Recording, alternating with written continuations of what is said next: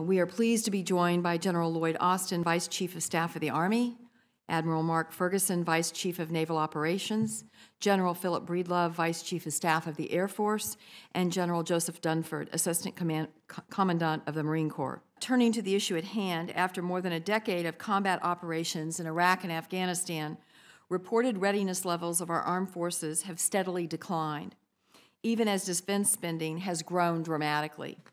Our non-deployed forces have experienced serious readiness shortfalls in terms of personnel, equipment, and training. Even our deploying units have struggled with not enough time to train for full-spectrum missions. Now we are entering an era of declining budgets, force structure, and new strategies. As a result, our military services face a new set of challenges as they seek to balance the drawdown of forces, vital reset of equipment and personnel, and continuing combat operations in Afghanistan.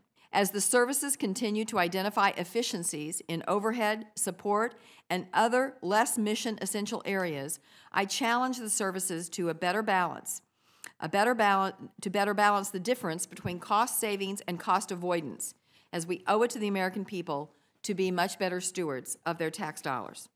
We can't afford to go down multiple paths, especially if there's overlay and duplication, which I don't need to tell you guys has happened just a few times.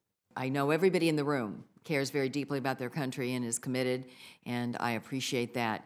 And we are struggling with trying to correct mistakes that have been made over the last 20 years as to the way we fund what we must fund as a federal government. But there is no disagreement between Democrats and Republicans that the most important priority of the federal government is our national defense.